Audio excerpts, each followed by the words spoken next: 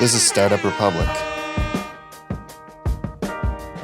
your home for in-depth business startup stories, investment tips, and more, explained by some of the most influential entrepreneurs of our time. Enjoy the show.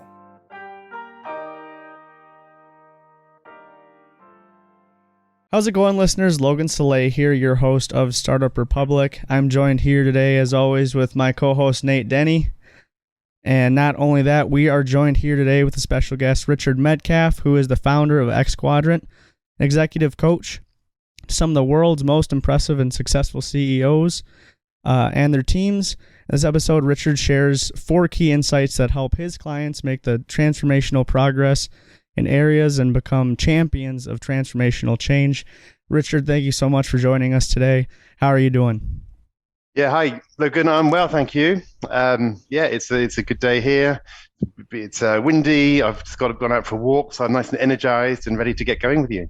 Great, thank you so much. And from Paris, France, it's a pleasure to meet someone from so far away. So, well, there you go. I'm British by birth, as you can probably tell by my accent, but yeah, I've been here in Paris for just over 20 years now, so quite a while. Well, Richard, we like to start the show off with a couple icebreaker questions, and I want to start with the first one, just asking you, what is the best piece of advice you've been given as a professional in your career? Well, I always remember when John Chambers, the CEO of Cisco, a company which I used to work, was asked this question, and he would always say, always go to the bathroom before a big meeting. So there's plenty of other pieces of advice, but the other one that jumps to mind is think big, simple as that. But I thought it's quite a good one. In other words, you can take it literally, which it's important to do. And it's important to just say, like, be prepared, right?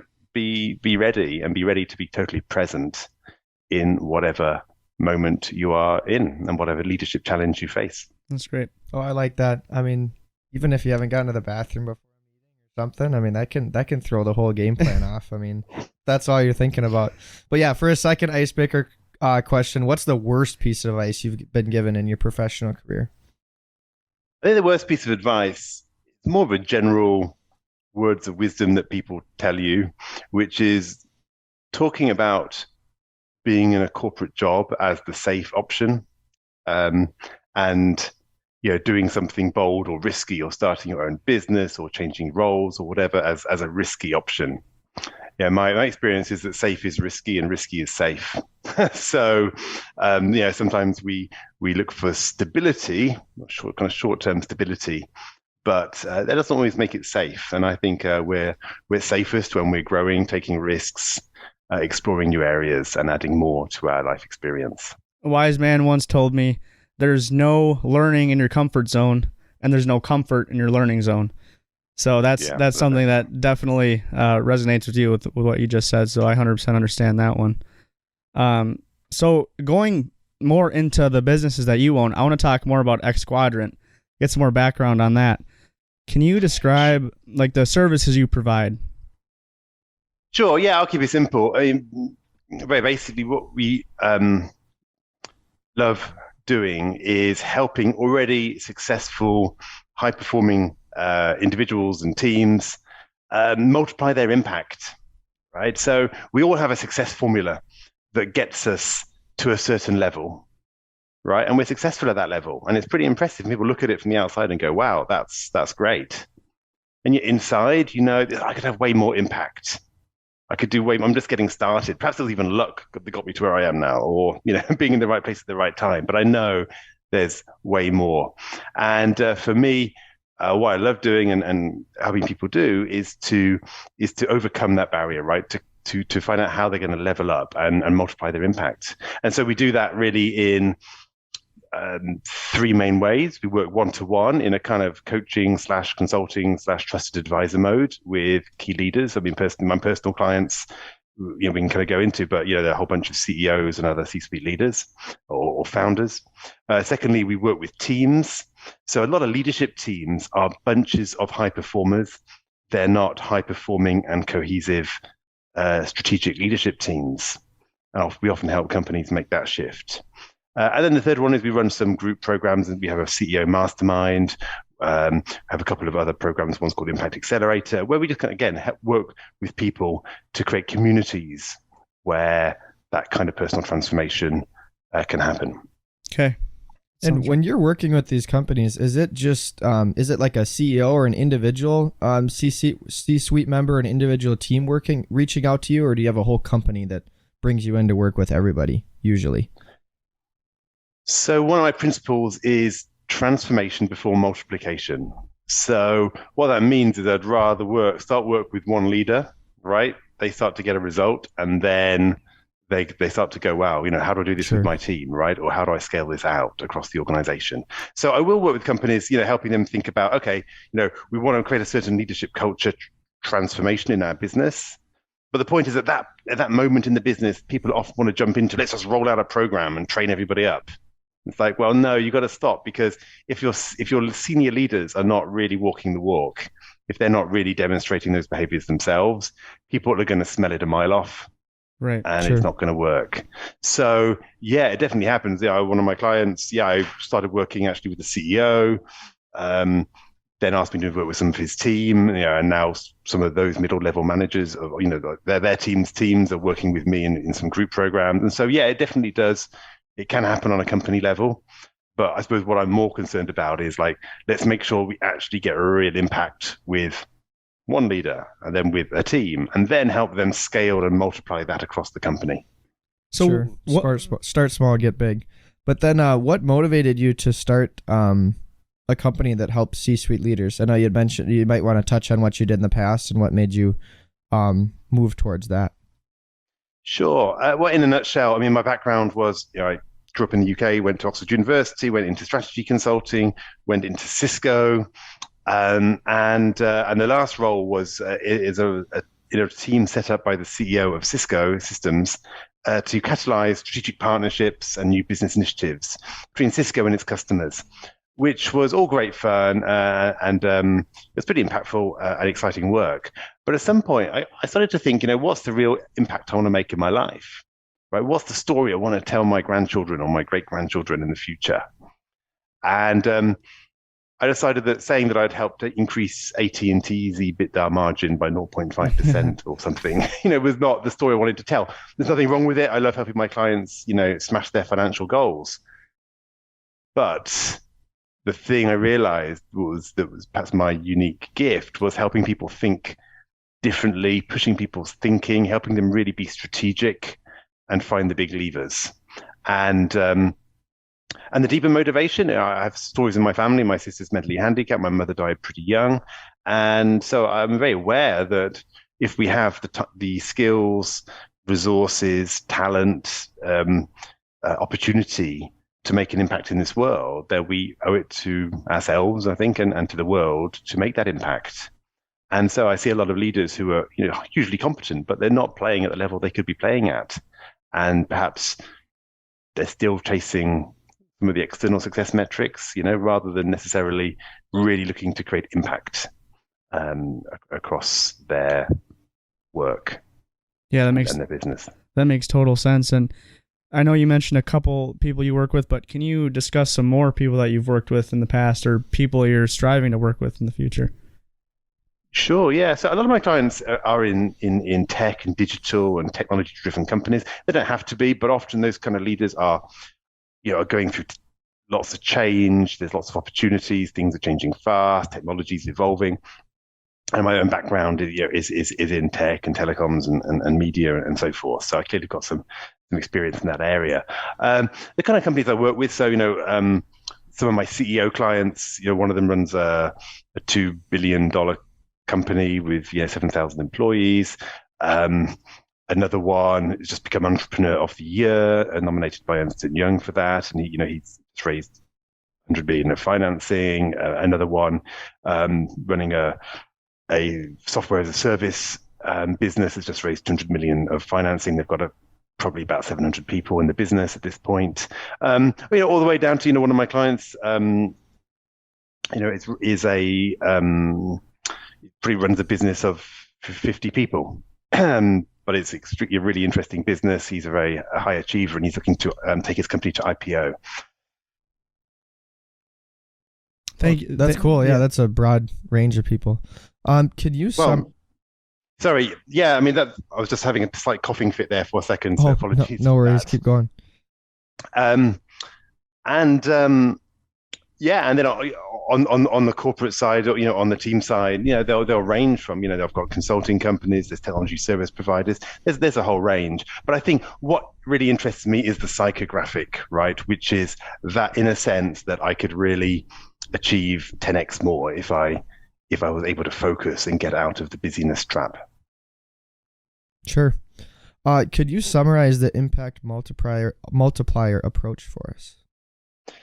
Yeah, so I talk a lot about the impact multiplier idea. And in fact, I have a podcast called the Impact Multiplier CEO Podcast, where I interview CEOs on this topic. For me, it's really the difference between incremental and exponential progress. So when we try to add on to what we're doing, progress is incremental. And when we look at multiplying our impact, we have to think about what's the one thing which is really holding me back from a greater level of impact. That there can be a few things in that. There can be a lack of commitment. You're not quite bought in yourself to what you're trying to do. There can be a lack of focus on the strategic areas. You're just not putting your attention on the right things. There might be a lack of action. Perhaps you haven't got the right skills yet. Perhaps you're not able to create the success that you need. Or perhaps it's a lack of influence. You haven't mastered those critical conversations that you need to expand your sphere of influence and make bigger things happen. And so what I find is when I help clients identify specifically in those areas, what's the one thing holding them back, and then we deal with that, then suddenly their impact expands, it leaps up to another level, and they're able to kind of multiply what they do. And so I find that when we just keep applying that approach of looking for the weakest link and addressing that in a quite strategic way, then I really see people make huge progress. And that's the heart of the impact multiplier approach. If people are interested, I've got a short series, a few email series of about 7 emails called the Exponential Leadership Principles. And if people are interested in how that all works, I just recommend they can sign up for that. It's completely free. You can get that at ExQuadrant.com, which is my website, /Republic. And I'll just put a link to that to make it easy to access. And on to a common problem with some business owners. A common theme with business owners is they spend too much time in operations and not enough on strategic projects. So with your plan, how would you free yourself up from the operational tasks and focus more on the important things, the strategic side of things? Well, I see it so often in my clients, right? The first thing often that people deal with is, I need to kind of work on this more strategic thing, the things that are going to move the needle, things which are going to make an impact in my career. But I'm just overloaded. I've got so much on my plate. I don't know. I haven't got any time. I don't know what I'm going to do. So how do you do it, right? So I think there's really four shifts that I recommend people go through. And what you'll find is that these are not your typical time management hacks, tips and tricks that people look for, because we need to work at a deeper level if we're going to create real change. Right. So number one is I say, stop trying to free up time. People are like, what do you mean, stop trying to free up time? Isn't that what we're trying to do? I said, well, let me tell you a story. On my podcast, I had a guest who later became a client, and he explained that he became a master of delegation overnight. And I was like, well, that's impressive. How did you do it? His response was simple. He said, my wife was taken into hospital, seriously ill. So I dropped everything. Well, I delegated. I rang up people. I said I couldn't do it anymore. They were going to have to deal with it. And actually, when I came back, 2 weeks later, it was all fine. So he learned that when there's no more excuses, when he was really clear about what his highest value activity was, everything else became easier. So when people are trying to free up time, I say, well, stop a second. Don't free up your time from all the other stuff, but actually free it up for something important. So the question is, what's the thing that is going to make you successful next year? well, what's the one project that you want to work on now that's going to make everything easier in a month's time or quarter's time or 6 months' time? Focus in on that one high-value project and put that in your sights, and then everything else starts to become easier. You'll find it easier to delegate.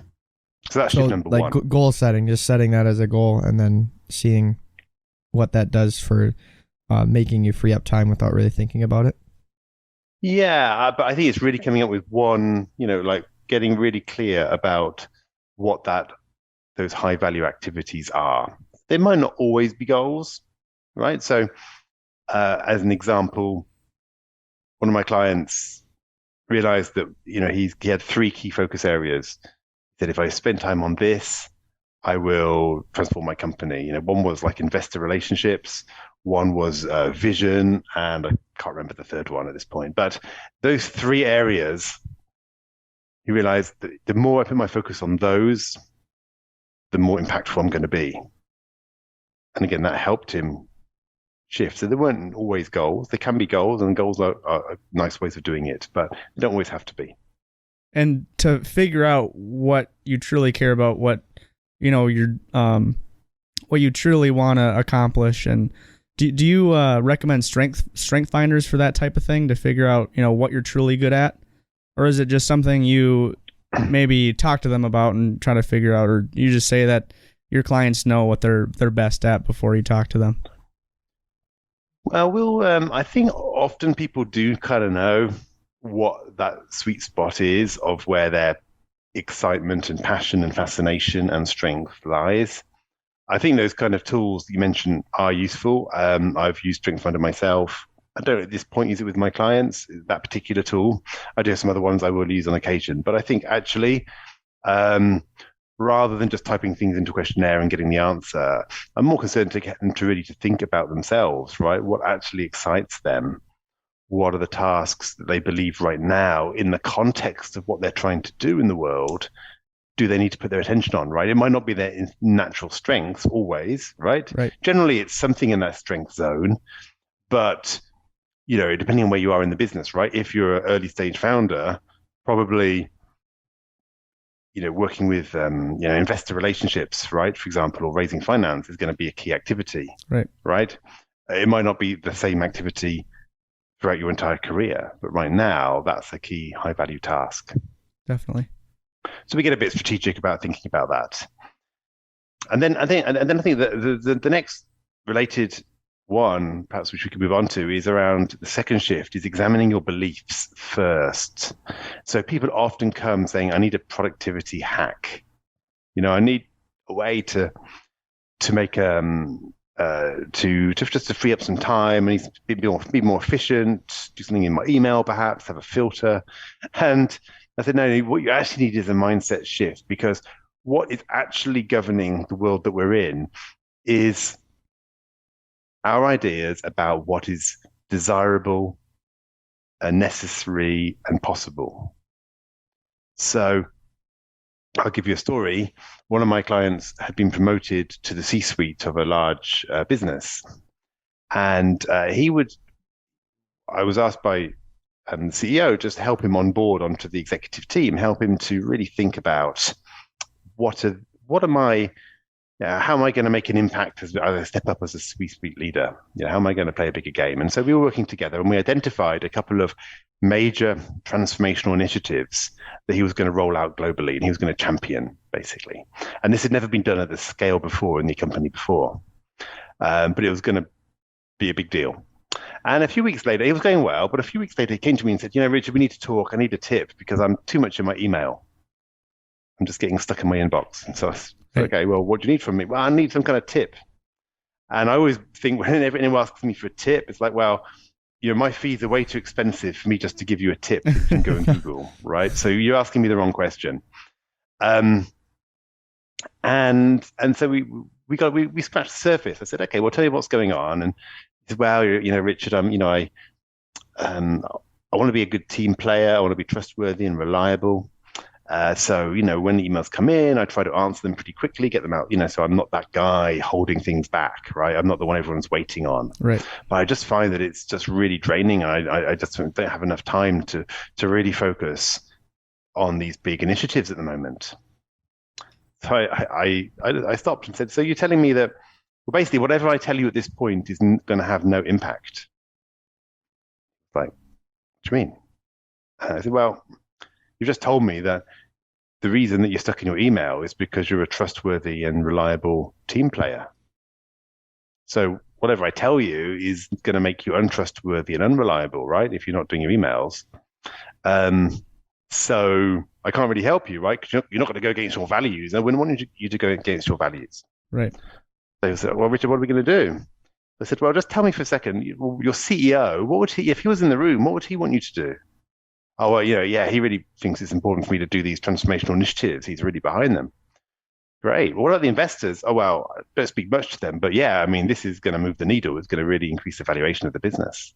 Fantastic.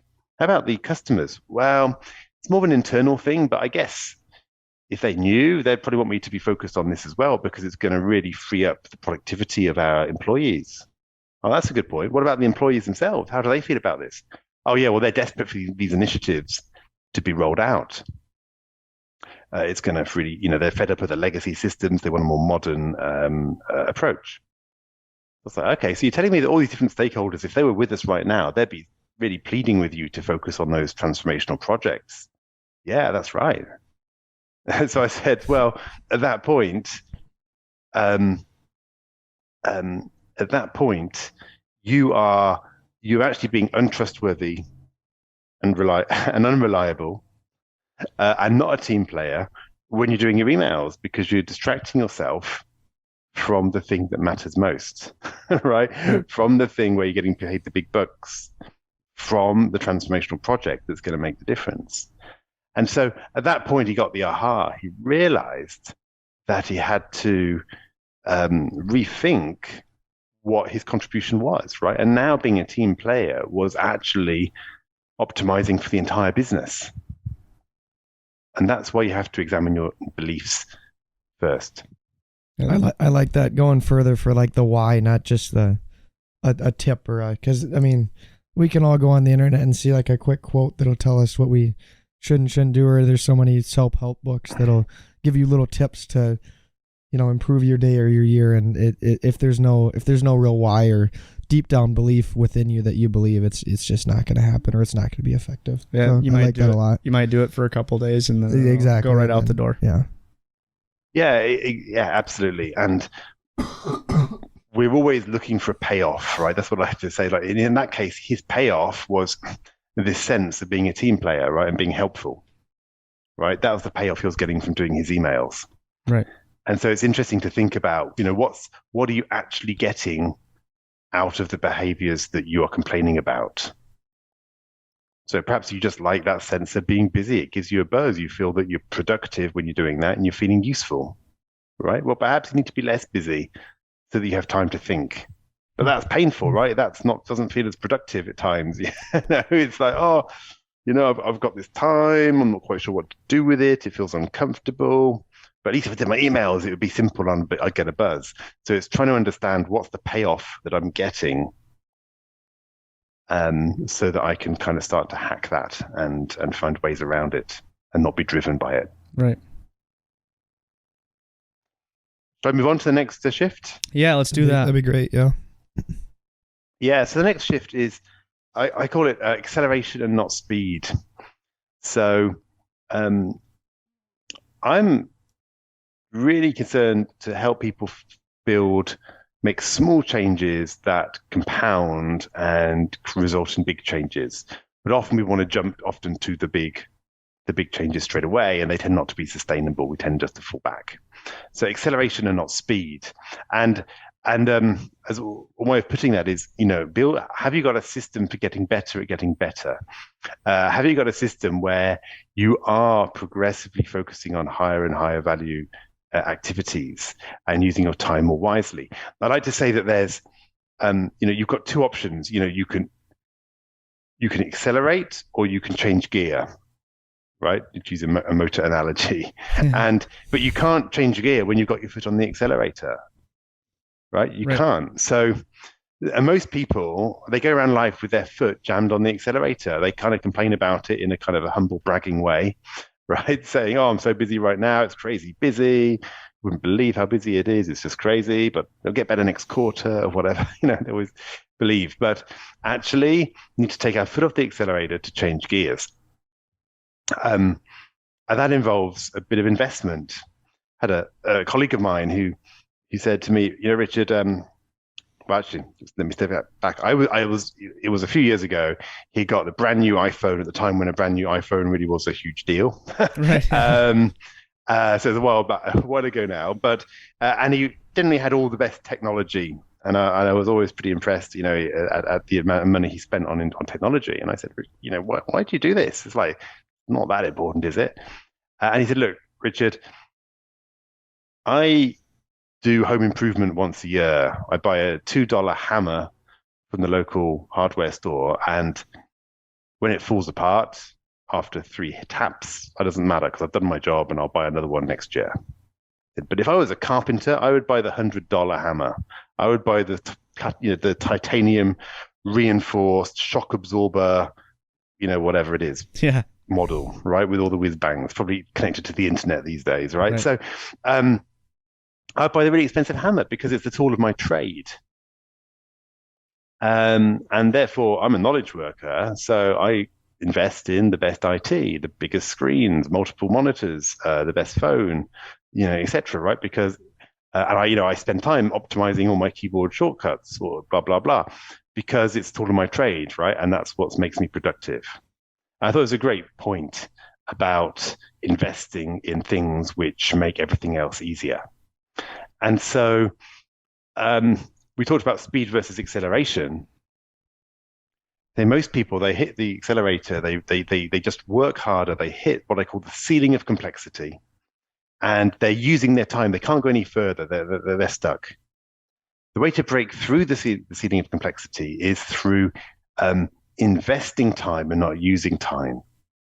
So using time is when you do anything repeatedly. Every time you get a client, you do a certain number of things. Every time it's the start of the week, you do a certain number of things. Every time it's a new quarter, you do a certain number of things. Whatever it is, right? Those things tend to be maintenance activities. They're keeping the lights on. They're not moving you forward. Right. However, if we can identify what's the investment, how can I invest a tiny bit of time to free up time forever in the future? So what is it that I could delegate, or what is it that I could automate, or what's one thing I could remove from my plate, or what's a relationship that if I was to have that relationship, I could build that relationship, how would that make everything else easier? And so it's when you start to work on those kind of activities, that's how you create acceleration and not speed, because you break through that kind of hard boundary of hours in the day. So I always say to people, again, what's a tiny piece of time that you could invest into something which is going to give you a payoff, every week, all the time in the future, right? If you can invest 5 minutes now and get back a minute a week for every week in the future, then that rapidly you've paid back the original investment of time, and then you can actually start to reinvest time you've saved into the next thing. And I really believe that's how that's the biggest difference between people who struggle and get on a plateau and people who keep powering through. It's that they continually free themselves up to create this kind of strategic margin, this margin of time, which they can then reinvest in the next level of things. Because if you're plateauing, if you're in the incremental, it's because you haven't found time yet. You haven't made time to work on the higher value activities. Right. Yeah, that makes sense. I like that a lot. Yeah. And then can you get into the fourth shift? I'm curious about this one. Yeah, the fourth shift is one of my favorites. I'm curious about this one. So it's working the room. Working the room basically means that you can't level up without renegotiating your agreements. It's really hard to free yourself up from the things that you're currently doing without having the conversations with people. It's like, imagine that you're going to go on a diet and you don't enroll your family in that process. You don't convince your family. They're going to be your biggest saboteurs. They're going to put, cheesecake on the table, right? They're going to kind of invite you to have that extra glass of wine. They're going to, and say, let's go to a restaurant, and then there's going to be all this incredible buffet or whatever it is. You're not going to resist, right? They're going to leave chocolate lying around the house. They're going to be the worst, your biggest saboteurs. But if you can create an agreement with them, and they buy in, and they're kind of supportive, then actually you'll find it a lot easier to lose weight, right? Or to take up sport, whatever it is you're doing. And it's the same thing in the business world. Often we jump from our idea and our plan to execution without slowing down to win over the people that we need. So, for example, if you need to win over your boss, because you decide that one thing that's messing up your whole schedule, you've got no time to focus because you're always having to respond to Slack messages, for example.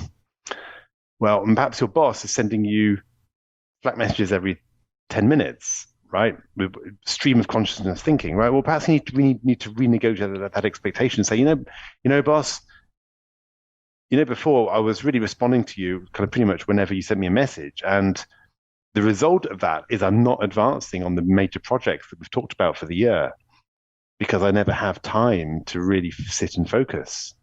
So what I've decided, or what I like to do, is carve out 2 hours on between 8 and 10 in the morning to advance on that project. And so what I want to request is that if you send me messages in that time, just be aware that I won't be looking at, I'll have Slack turned off in that period. Okay. Is that going to be okay for you? Is that going to work for you? And he might say, I'm not sure what happens if I've got an emergency. We say, okay, I'll tell you what, I'll add you to my VIP list on my phone. Or if you send me a text message or call me up, and I'll respond to you immediately if it's really, really urgent. Does that work? Oh yeah, okay, that could work. And then you've created an agreement, and now you're actually free because you've set the expectation of your stakeholder. And you can apply this to all sorts of things. But the key thing is you really need to think about whose expectation do I need to reset? Sometimes you don't need to reset anybody's expectations, but generally, when we're extracting ourselves from previous commitments or previous things that people have expected from us, we probably need to have that conversation. That can be challenging for people. People don't like to, we often like to please people, to say yes, to be that good team player, right? But we always, every yes we say is a no to something else. We're always saying no to something. It's just that we often don't articulate that no. If you say yes to your boss, you're saying no to your kids that evening, right? If you say yes to this person who sent you an email, you're saying no to the big project that you know is going to make the biggest difference. And so sometimes working in the room, sometimes having those conversations can be challenging, but that's where we need to go if we're serious about multiplying our impact. I find it interesting in all the stories that you've kind of been telling, and then I just from my own personal experience, it's interesting that everyone has like some things that they think they need to do in their business or their personal life for growth that are really going to help them. And what's holding them back is how busy they are. I mean, I can't tell you how many times I tell people how busy I am and how much, and I don't have a full-time job right now, at least not till I'm working in the summer. Or any kids or anything like that. Or kid, but it's such a common thing. And I think in America, it's just, and I'm sure it's the same in corporate world over there. It's just, that's seen as normal to be really busy, and it's kind of sought after. I mean, if you're not busy, then you must be slacking off, right? Or you must be lazy or something. Exactly. Yeah, whereas the opposite, what you're saying, that I really like the accelerate, not speed, is when you kind of quit doing something or step back, you have time to actually do the things that are going to provide growth for you, which just seems, I think from our mentality, especially if you are trying to grow, is completely counterintuitive because we think you got to do more. Right. And then that's why it's important to live from a position of contribution and not from fear. When we're in fear of what will people think if I'm not busy or what will, etc. It's actually like, where's my highest contribution, right? What's the highest place that I can what's the most, how can I create the biggest impact, right? The biggest contribution. When you start to think like that, then you go, you know what? I need to do this. This is not being lazy. This is getting out of my tunnel vision and getting out of getting out of the weeds. But it is hard. But one thing I like to say is most people have a real victim mentality when it comes around busyness. They're like, I can't help it. My boss has dumped it on me. It's just the way it is. We're just at that phase in the business. Right. Blah, blah, blah. I say, look, I am perfectly busy. I'm as busy as I want to be. We all are. We're all perfectly busy. Are we going to own it? Are we going to own the fact that we are as busy as we've decided to be?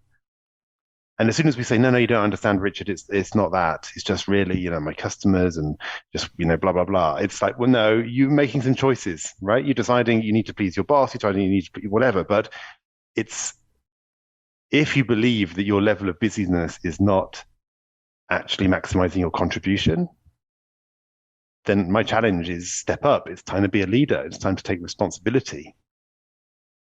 I like that. That makes total sense to me. Yeah. I mean, especially being in college, I feel like I'm pulled in a lot of different ways. I mean, I'm not, set in my career path yet, but, I'm doing this and I joined a fraternity and everything like that. And it just takes, a lot of time. And, that makes total sense, Richard. I'm glad you're able to tell that story to us. And then working the room too, you're always going to see backlash, and whatever you strive to do or change. And I think that's huge. And I think the biggest thing to do is, figure out how you can tell others, I need to do this and, try to get them on board with you. I think that's a huge struggle. And it's almost like, I guess, how would you, recommend going to like your boss or something or someone in power who is with you and just saying, hey, look, I need to do this. How would you sell yourself on that idea? Yeah, I always say start with context. So you want to, first of all, you want to set the context of the conversation. So, what do we agree on? What are we trying to achieve, right? And why am I coming to you right now? So you might say, look, we're making it up, right? But whatever the scenario is, it could be, hey, we agreed at the start of the year that these are the really important projects that we need to deliver this year. Yeah, right. So you start reschedule. That's important, right? And then you might say, I'm really committed in this company, or in this situation to absolutely focusing on things that are the most important. Example, right? So again, you're setting these points of context, and you're also then trying to also align with what the other person needs, right? Because fundamentally, influence is almost helping people realize that how they're going to get what they need, right? Right. So, so then you want to start to explain to them what your proposal is and kind of how it's going to actually advance on the things that they care about, right? So they don't really care that if you go home late at night or not necessarily, right? That's not. They're going to say, well, that's just the job, right? Exactly. But suck it up. If you can say that, look, this really important priority of yours is not getting attended to. So I have a plan, I have a proposal for how I can put more focus on that, right? Right. Then that's a conversation they're going to want to hear about. Right. Oh, yeah. And so that's how I'd kind of try to look at it from how do we collaboratively come up with an agreement. Now, again, it depends on the power relationship. If actually you are more informing somebody, sometimes you just need to inform them. I'm sorry, that thing I voluntarily did for you, I'm not able to do anymore. Right? That's you can just tell people, right? In a sense. You might be able to negotiate something like, I'm afraid I'm going to have to give it up. Would it be okay instead if I just sent you a summary? So you can reduce your commitments to people perhaps and find something else that does work for them. But sometimes you can just inform. But places where you need to actually secure an agreement with somebody, then definitely looking at it from what are they going to get out of this? Right, how they can value to them. Yeah. Right. Yeah, exactly. That makes sense. And Richard, kind of moving forward here onto some closing questions we have for you. What's your work-life balance? I know that you're in the corporate world for a while, and now you're doing your own thing. So would you say your work-life balance is better or worse from the corporate world? And is that important to you? Is work-life balance, does that matter to you? Well, we can discuss whether you ever have balance, right, or not. I would say, so on the simple level, I think I have a reasonably good work-life balance. I don't think it's changed in many ways between corporate and my own business. And the reason for that is we define it. It represents who we are. So if you're a workaholic at work, you'll be, in the corporate world, you'll be a workaholic, working for yourself. Exactly. And if you're kind of lazy and sit around eating Doritos all day, then, you'll do that whether you're at work or whether, whether you're in another context. So again, we're as busy as we want to be. I do put pretty clear boundaries, to be honest, I've a couple of kids. My wife works, so I try to schedule that around their agendas, right? So when they finish early from school, I try to finish earlier. When they perhaps got things on there later, I feel I'm able to go later. For me, the game changer, though, is that I love what I do, right? I just love working with people who are looking to multiply their impact, make a big difference, have their thinking stretched, who are open and coachable. I love working with teams who are up to big things. And so that really excites me, and, that's, for me, that's probably more exciting than, having, being in so-called life mode and watching something boring on television, right? So it's all about what are you doing, and is that giving you energy or not? And so that's the question I'd be asking is, are you energized, and do you have healthy relationships? And I would say, in general, yes. We can always improve things, but it's important. Sure. I mean, if you don't consider what you're doing work because you love it so much, work-life balance seems like all on the life side and not on the work side. I guess that makes total sense. And then as far as like education goes, what's your favorite business book that you have read during your life? Wow, there's so many. I read so many books, so many business books. And I could do a plug for my new book, but that's not out yet, so I won't. But I'm writing a book on this exact topic of making strategic time. But I would say that my probably the one of my favorite books is probably something like. Actually, I'm going to go to this book, one of the first ever business book I read, which was called Everything is Negotiable. I read it when I was about 7 years old, or I don't know, 11 years old perhaps. So I was pretty young, and I loved it. And I started negotiating, like I went on holiday and I negotiated all my souvenirs. And I just thought it was a great book as a way to kind of actually, I think it's probably the first kind of self-help stroke, professional skills book I ever read.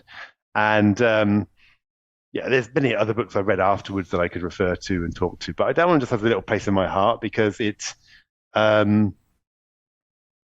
talks about these challenging conversations we might have, right, around, in this case, around a negotiation, and just, again, push my thinking around what you should do and what you shouldn't do. For example, one of the chapters is never accept their first offer. Right? Yeah, exactly. Because you think about it, if they take your first offer, you walk away thinking, did I really get a good deal? And they walk away going, did I really get a good deal? Right. Whereas if you negotiate, then both people end up being happy. Sure. Yeah, that's fair. You give them their first price first. You lost. They won, I think. Well, possibly, but they're thinking, oh, could I have doubled my price? Would you have still bought it? Right? Yeah, that's true. That's true too. The other side, yeah.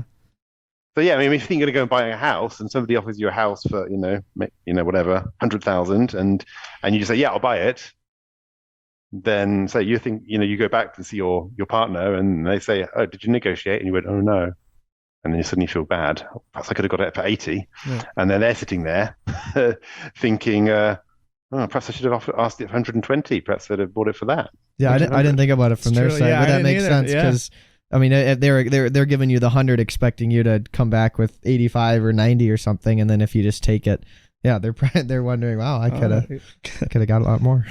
Interesting. Should have started higher. Yeah. What goals do you have for the future for XQuadrant and your podcast as well?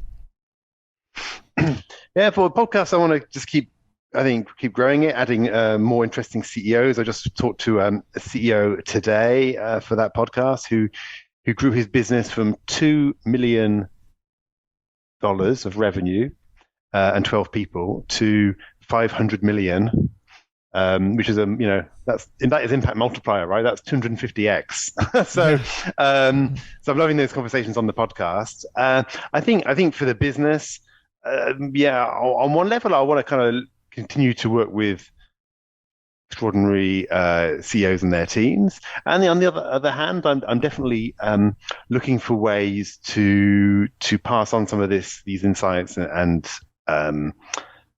impact in some of these programs to a wider group of people. So, people who are perhaps younger in their careers or high performers, or people who are, midway through their company, looking at different ways of doing that. So as I mentioned, I'm going to bring a book out later in the year around this whole topic about creating time for strategic activity, and probably continue to develop the content I put out into. I have a newsletter called the ExQuadrant Insider, where I talk about this whole area of multiplying your impact, freeing yourself up, growing your influence, being more strategic.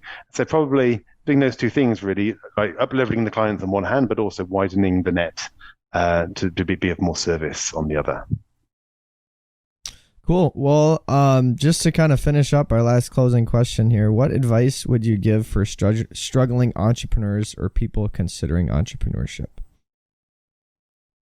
Well, first one, if struggling, I'd actually go and have a walk. Step back, right? Go and step back and really think about what's the one thing that I'm believing that is getting in the way. Because it's always, there's always something that we're not doing or that we're doing that is based on a belief that we have. And that might be the key to unlocking things. And then if you're considering entrepreneurship, it's not always the glamorous path, right? I mean, it gets glamorized. It can be hard, right? There are some long yards to be done. But on the other hand, it's probably the best way of personal growth I've ever found, right? Basically, when you go on that journey, you're going to learn a hell of a lot. And so I think if you're learning orientated, it's a great option. Sure. That's great. Well, Richard, this has been great to talk to you. Where can our listeners, I know you mentioned your book and then your podcast. What's the best way for them to find that if they want to learn more? Yeah, so if you say head to ExQuadrant.com to find out a bit more about the business or about me, or as I said, ExQuadrant.com/Republic, and that'll take you directly to the introduction around the whole impact multipliers and the exponential leadership principles. And then if you're interested in checking out the podcast, that's the Impact Multiplier CEO podcast. You'll find that anywhere that you listen to your podcast. And there's a whole bunch of seasons there. We look at one season I talk with the world's fastest growing business owners. Another one we've looked at mission-driven leaders. Other ones who are the CEOs who are just in the first couple of years of their tenure as a CEO. So hopefully there'll be interesting ways just to get into the minds of people who are perhaps a few steps ahead on the journey. Sure, that's awesome. Richard, thank you so much for joining us today. We appreciate your time. As always, listeners, you can find our content at Startup Republic on Instagram and at Startup Republic on YouTube. Again, Richard, we want to give you a big thank you. Yeah, thanks for coming on today. It's been a lot of fun. Thanks for having me. Of course. Thank you for listening to Startup Republic. For the latest information and podcast updates, please follow us at Startup Republic on Instagram.